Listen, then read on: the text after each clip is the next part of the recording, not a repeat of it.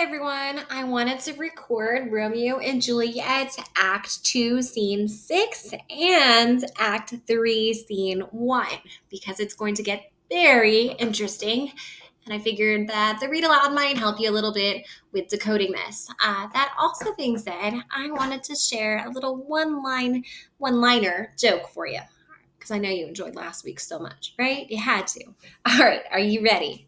It's not a question this time, it's just a one-liner. So I ate a clock yesterday. It was very time-consuming. Again, I ate a clock yesterday. It was very time-consuming. I know, that was a good one, right? If you are watching, the extra point word today is clock. So if you want to write that in the comments or send me an email, clock is the code word. I don't know. I might have a stomach ache from eating that clock. What do you think? I guess we'll see, right? Okay, so let's get into scene 6 of Act 2. So just a friendly reminder that Romeo and Juliet had made plans to get married because it's love at first sight. The nurse kind of helped them out. And they have made those plans to get married by going to Friar Lawrence's cell. Juliet is saying that she has to go to confession, but really she's secretly meaning to marry Romeo. So let's kind of see what actually goes on in Friar Lawrence's cell. So Friar Lawrence says, "So smile the heavens upon this holy act, that after hours with sorrow chide us not." So he's saying, may the heavens be happy with what I'm doing here, marrying you two, and that nothing unfortunate will happen. Now, is this foreshadowing? I don't know, but I guess we'll see. And then Romeo says, "Amen, Amen, amen. But come what sorrow can. It cannot countervail the exchange of joy that one short moment gives me in her sight. Do thou but close our hands with holy words, then love devouring death do what he dare. It is enough, I may but call her mine." So this is very intense. He's basically saying it doesn't matter what sorrow comes. It will not ruin the joy that I'm feeling joining hands, meaning getting married. So it doesn't matter what happens to me. As long as we get married, I will be happy. And so that's what he's saying. It's very intense. He's very excited about this. Is he being realistic? I don't know. We'll see. But that's what he feels like right now. So then Friar Lawrence, this is a very famous line, replies with, "These violent delights have violent ends, and in their triumphs dies like fire and powder." So he's saying that violent delights have violent ends. So be careful. Because sometimes things that are like really intense can sometimes have a really intense ending. That's not always a good thing. And sometimes they kind of blow up like fire and powder, like gunpowder. So if you kind of move things too quickly, it could just spark and then just like kind of just blow up and fizzle out after that. So kind of take it easy for a second. And so he says, "Which as they kiss consume, the sweetest honey is lonesome in his own deliciousness, and its taste confounds the appetite. Therefore love moderately. Long love does so. Too swift a rivalry, as tardy as too slow." So he's saying, like, take it easy, be calm. There's no rush. Love each other in moderation. Kind of learn about each other. So that's kind of his word of advice, because if you can see, they're moving into things very quickly and they're very passionate, but they still do need to get to know each other and their marriage and be realistic and think things out. All right, so here enters Juliet. "Here comes the lady, oh so light of foot, will never wear out the everlasting flint. A lover may bestride the gossamers that idles in the wanton summer air, and yet not fall, so light is vanity." And so lovers are so light, they can walk on air. So when people are first in love, they feel like they're on top of the world and nothing will get to them. And that can be a wonderful feeling. But again, to be realistic, there's going to be problems, just like with anything. When you maybe you're learning like a new sport or something, there's going to be times where you might not perform perfectly because you've got to learn. Same with like being in love. So then Juliet responds, "Good evening to my ghostly confessor." And the friar says, "Romeo shall thank thee, daughter, for us both. As much to him else as thanks too much." So they're kind of just thanking each other for kind of just being there. "Ah, Juliet, if the measure of thy joy be heaps like mine, and that thy skill be more, to blazon it, then sweeten with thy breath this neighbor's air, and let rich music's tongue unfold the imagined happiness that both received in either by this dear encounter." So he's basically saying, are you as happy as I am? Because I'm just so happy to be here and to share vows with you. And so then Juliet's response is, No, I'm not happy. No, I'm joking. She is happy. Conceit more rich in matter than in words. Brag of his substance, not of his ornament. They are but beggars that count their wealth. But my true love has grown to to so much excess. I cannot sum up half of my wealth. So she's saying that she has so much to say that she doesn't even have words for it. She is so happy. The true love has made her rich in heart. So basically, she's saying that she's rich, not like in things, but like rich because she just has so much love in her that she feels like she has everything she needs in the world. And then Friar Lawrence then says, so she says, I cannot sum up half my wealth. I can't even explain how wonderful this is and how just lucky I am. So then Friar Lawrence says, come with me, and we shall make short work, for by the leaves you shall not stay alone, till Holy Church incorporate two in one. So then Friar Lawrence is like, okay, let's get married now. I don't want to leave you two alone because you guys are very, very passionate. And so then he's going to continue to marry them. So they are very excited to get married. And then we're going to kind of jump around here. So I'm going to skip.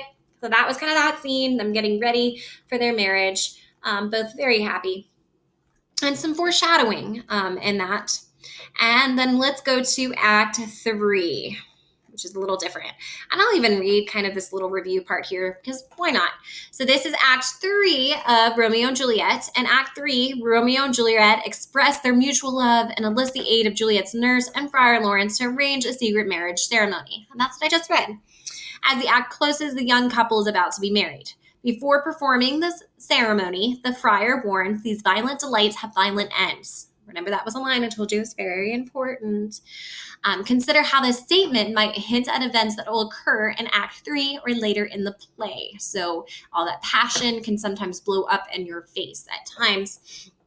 Let's see what's going on. So this is Act 3, Scene 1. We are in a different location. We have Mercutio and Benvolio kind of hanging out. Just a friendly reminder, Benvolio, they're both Romeo's friends. Mercutio is actually related to the prince, and then Benvolio is a Montague, but they're both like Romeo's friends and kind of teased him throughout the scene, care about him, and that's kind of what's been going on. So let's see what these two are talking about.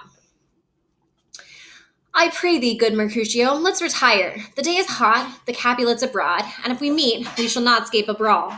For now, these hot days, as the mad blood stirring. So he's saying basically, let's go, because there's a lot of Capulets coming around here. They're like in a public place in town. And usually like when it's hot, it gets people to kind of start getting a little angry. Think about it. Sometimes when it is hot, emotions can kind of flare. So Mercutio says, thou art like one of those fellows that, where he enters the confines of a tavern, claps me his sword upon the table and says, God send me no need of thee, and by operation of the second cup, draws him on the drawer, when indeed there is no need. So Mercutio is basically calling Benvolio like a hypocrite, saying like, oh, you don't want to get a fight. Well, you always fight. Saying you're somebody that would come into like a bar and say that you don't need your sword, and then all of a sudden just attack someone. Now, has Benvolio really showed that to us yet? Not really, but we don't know their background, though. They've been friends for a long time, so this possibly could have happened in the past, but that is what Mercutio is saying. And Benvolio goes, am I such a fellow? And Mercutio goes, come, thou art as hot as Jack in thy mood, as any in Italy, and as soon moved to be moody, and as soon moody to be moved. So he's basically saying that you are easily angered. Now, I do want to remind you that in the beginning of Romeo and Juliet, Benvolio was actually the one to break up the fight, but Mercutio is saying that he is the one that causes fights, even though he tried to stop it. So then Benvolio goes, and what two? Nay, and there was two such. We should none shortly, for one would kill the other. Thou, why thou wilt, quarrel with a man that hath a hair, more of a hair less in his beard than thou hast. Thou wilt quarrel with a man for cracking nuts, having no other reason, but because thou hast hazel eyes. What eye but such an eye would spy out such a quarrel? That head is as full of quarrels as an egg is full of meat, and yet the head hath been beaten as an addle, as an egg for quarreling. Thou hast quarrelled with my man for coughing in the street, because he had wakened thy dog. Thy had lain asleep in the sun. Didst thou not fall out with a tailor for wearing his new doublet before Easter? With another for tying his new shoes with old ribband, and yet thou wilt tutor me for quarreling. So Mercutio is bringing up all of these times in the past that I guess Benovio has supposedly started fights.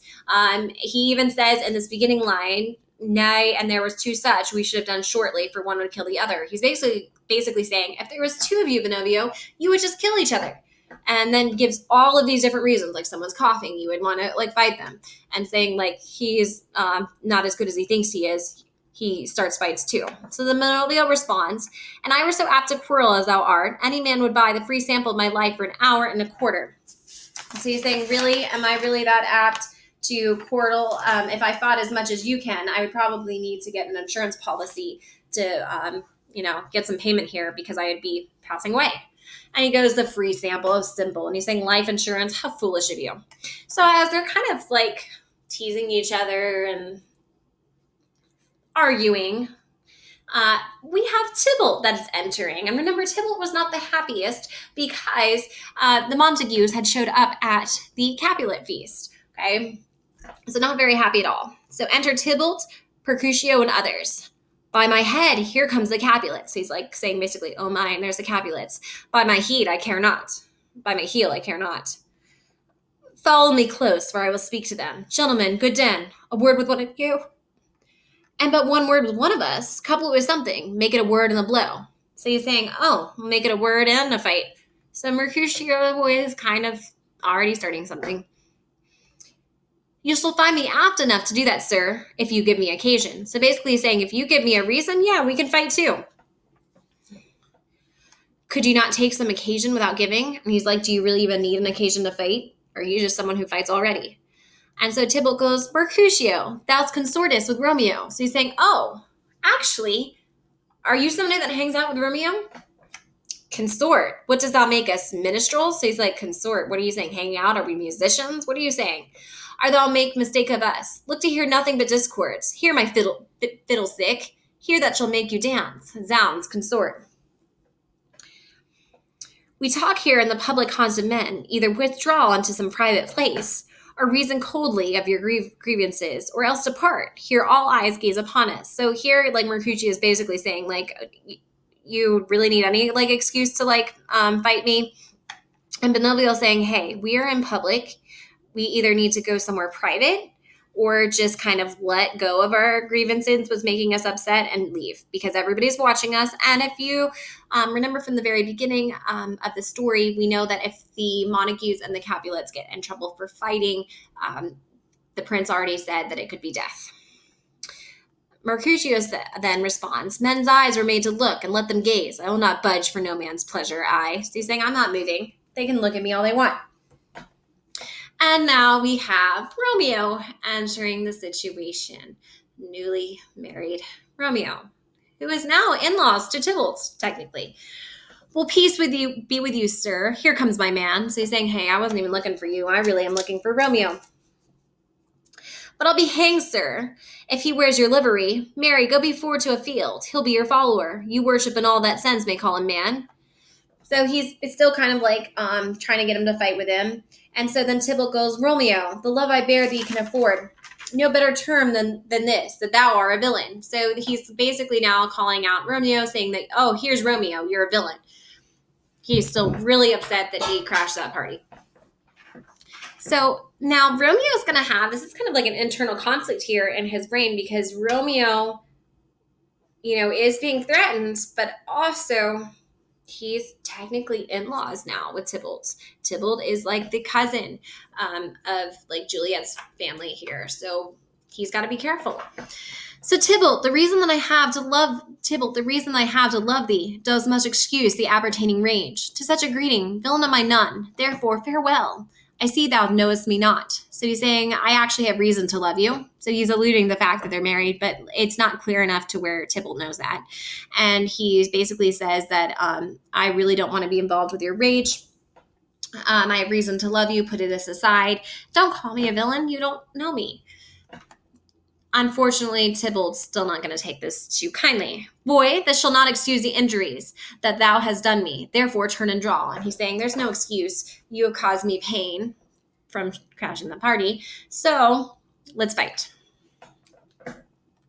I do protest, I've never injured thee, but love thee better when thou cannot devise. Till thou shalt know the reason of my love, and so, good Capulet, which name I tender, as dearly as my own, be satisfied. So he's saying, I protest, I didn't mean to hurt you. Actually, I have love for your family, which would be like a big statement here because that's not something they usually say. And, I take your name kindly and as dearly as my own. So just be satisfied. I'm not meaning any harm. So he's trying to be very peaceful and nice to Tybalt. Now, Romeo does have a good reputation of being polite. Even Lord Capulet had said, but this is even like more polite and soft. I mean, he is being threatened and he's really trying to be extra gentle in response to Tybalt because he's now married. That is somebody that is a part of Juliet's family. Oh, calm, dishonorable, vile submission. And staccato carries it away. Tybalt, you rat catcher, will you walk? So basically, he's using some fencing terms and he's saying, oh, you're being so dishonorable, Romeo, by acting all submissive and like kind with your words. Let's fight. So even though Mercutio is calling out Benvolio for fighting, actually it's Mercutio who's starting some of the fighting. And Tybalt, to be fair. What wouldst thou have with me? Good king of cats, nothing but one of your 9 lives, that I mean to make bold with thou, and as you shall use here after you dry beat, the rest of the 8, will you pluck your sword out of the splitcher by the ears? Much haste, let's mine be about your ears, ere it be out. He's basically using like the, you have like 9 lives thing, and I'm going to take one of your lives. So basically he's going to fight him. And he says, and I'm for you. So Tybalt's saying, I will fight you. And then Romeo goes, gentle Mercutio, put thy rapier up. So he's saying, put your sword away. He's trying to get them to stop fighting. And Mercutio responds, come, sir, you're passado. So that is actually like a fencing term. So he's saying, come, sir. And he's basically saying that he's going to thrust his sword into him. So then they start fighting, unfortunately. So this is Romeo's response because, again, he doesn't want them to fight. And again, Tybalt was looking for Romeo to start with, and Mercutio kind of got involved. Draw, Benvolio, beat down their weapons. Gentlemen, for shame, forbear this outrage. Tybalt, Mercutio, the prince expressly hath forbid this banding of Verona streets. Hold, Tybalt, good Mercutio. So he's saying, hey, the prince had forbid this fighting. Stop, guys. Benvolio, help me. Unfortunately, this is what happens. Tybalt, under Romeo's arm, thrusts Mercutio in and flies. So Romeo tries to block Mercutio, but unfortunately, because Romeo is blocking and trying to keep Mercutio from Tybalt, that was holding him still. And so then Tybalt's actually able to stab him. So not very good. So this is Mercutio's response. I'm hurt. A plague on both of your houses. I'm sped. Is he gone and have nothing? So unfortunately, because Romeo kept him still, trying to just get them to stop fighting, it gave him that opportunity for Tybalt to stab him. And now he is mortally wounded, unfortunately, and he's kind of just cursing both of their houses. Again, Mercutio is not a Montague. He is friends with Romeo, but he's not a Montague. He's actually related to the prince. So he is cursing both the Montagues and the Capulets for this issue. And Benvolio is concerned. What, are thou hurt? Are you hurt? Aye, a scratch. Marry, 'tis enough. Where's my page? Go, villain, fetch a surgeon. So he's trying to get the page to get a doctor. Courage, man. This cannot hurt. That cannot be much. So he's saying it's not that bad, right? No, 'tis not as deep as a well, nor as wide as a church door, but 'tis enough. 'Twill serve. Ask for me tomorrow, and you'll find me a grave man. I am peppered, I warrant, for the world. A plague on both of your houses. Zounds, a dog, a rat, a mouse, a cat, to scratch a man to death. A braggart, a rogue, a villain, that fights you by the book of arithmetic. What the devil came you between us? I was hurt under your arm. So he's saying it doesn't look like that deep of a cut. However, it is enough that it makes him a grave man. And this is a pun because he's saying like grave, like he's going to be dead and in a grave, and grave, like he's upset, and this isn't very good. So he's thinks that he's going to die from this, and he's cursing both their houses, and he's upset with Romeo because he was blocked under his arm. If Romeo wouldn't have tried to keep him still, he wouldn't have been able to be stabbed. And Romeo goes, I thought all for the best. And Mercutio then responds, help me into some house, Benvolio, where I shall faint. A plague on both of your houses. They have made worm meat of me, I have it, and soundly too your houses, and exit Mercutio and Benovio. This gentleman, the prince's near ally, my very dear friend, has got his mortal hurt in my behalf, my reputation stained with Tybalt's slander. Tybalt, that an hour had been my cousin. Oh, sweet Juliet, thy beauty had made me effeminate, and in my temper soft and valor steel. So unfortunately, Mercutio's not doing so good, and he feels so bad because Mercutio didn't have to be involved. He's not related to the Montagues. He's a prince's ally and family, and he was trying. Romeo thinks it's his fault because Mercutio was just trying to defend his reputation. And now Tybalt is slain, and so now Romeo is saying, "Oh, Juliet, you're making me too soft. I would have normally just answered this on my own." So then enter Benovio. "Oh, Romeo, Romeo, brave Mercutio is dead. That gallant spirit has aspired the clouds, which too untimely here did scorn the earth." So basically he's saying Mercutio died because of this fight. That's one of his best friends, so he's going to take that really hard. "The day's black Spain on Mo, days doth depend. This but begins the woe, others must end." So now he's thinking that he's going to need to get revenge. The future will be affected by today's terrible events. Today is the start of terror that will end the days ahead, or that woe. And then enters Tybalt. Again, here comes a furious Tybalt back again, alive in triumph. And Mercutio slain, like, this isn't fair. He's going to be alive and gets to be victorious, and now Mercutio's dead because of him. Away to heaven, respective lenity, and fire-eyed fury be my conduct now. Now, Tybalt, take the villain back again. Thou late thou givest me for Mercutio's soul, as but a little way above our heads. Staying for thine to keep him company, either thou or I or both must go with him. So he's basically saying, I will show you a villain now. That's what you were calling me. One of us is going to join, or one of us, if not both, are going to be joining Mercutio in heaven. So basically he's threatening to fight him, and one of them may die, or both. Thou wretched boy, thou didst concern him here, shall with him hence. This shall determine that. And so then they did fight, and then unfortunately, well, I mean, it's not so good for anybody. Tybalt falls. So that means that Tybalt is, like, stabbed. Romeo, away be gone. The citizens are up, and Tybalt slain. So Tybalt is stabbed and is dying now. Stand not amazed. The prince will doom thee death if thou art taken. Hence be gone away. So Benovio now is kind of having to clean up the mess and is telling Romeo, who's like stunned that he actually did kill him, you need to leave. You are now going to be dead because of this. Oh, I'm a fortune's fool. So now he knows that he's kind of hurt his future. Like, he feels so foolish for this. What thou say? And exit Romeo. So Romeo has to leave and take off because now he could be put to death. And he just killed Juliet's cousin, who he just married. So enters the citizens. What way ranneth he that killed Mercutio? Tybalt, that murderer. Which way ran he? There lies that Tybalt. Up, sir, go with me. I'll charge thee in the prince's name, obey. So now they're wanting to know from Benovio what's happening. So the prince enters. So enter Prince, Old Montague, Capulet, their wives, and all kind of the city here. Where are the vile beginners of this fray? So the prince wants to know where are the people that started the fight. So now Benovio is going to have to address the situation because he was there. O noble prince, I can discover all the unlikely manage of this fatal brawl. There lies the man slain by young Romeo. There slew thy kinsman, brave Mercutio. So basically he's saying there is lying Tybalt, who was slain by Romeo. However, Romeo was doing it because Tybalt had killed the prince's nephew, or the prince's family member, Mercutio.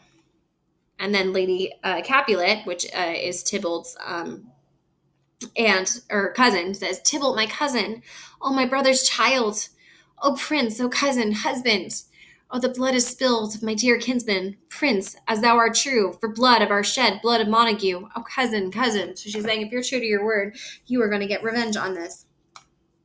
And the prince then responds, Benovio, who began this bloody fray? So who started the fight? And he said, Tybalt here slain, whom Romeo's hand did slay. So Tybalt here had slain or killed Mercutio, and then Romeo killed Tybalt.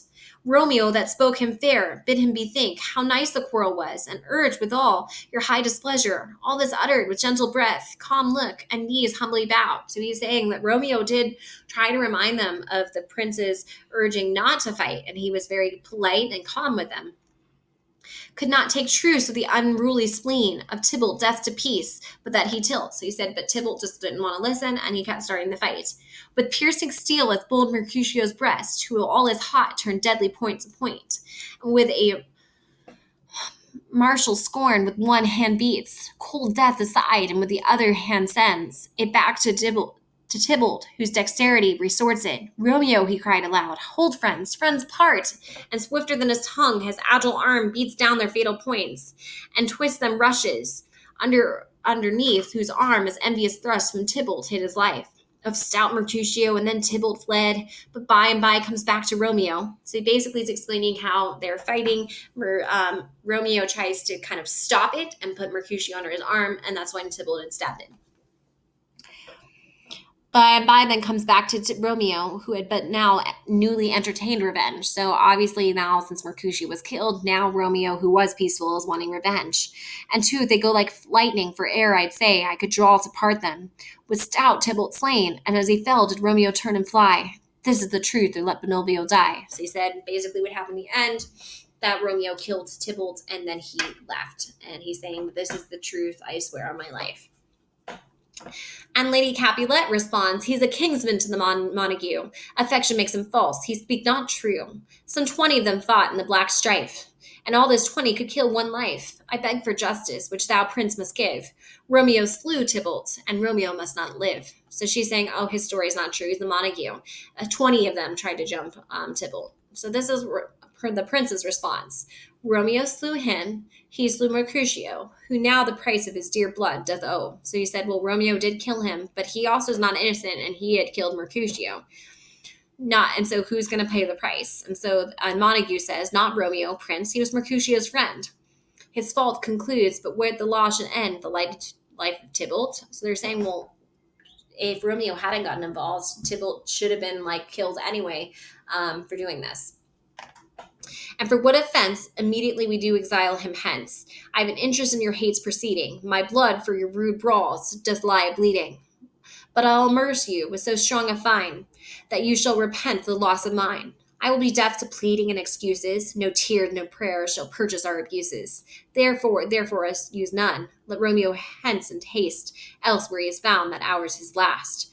Bear hence his body and untend our will. Mercy but murders, pardoning us those that kill.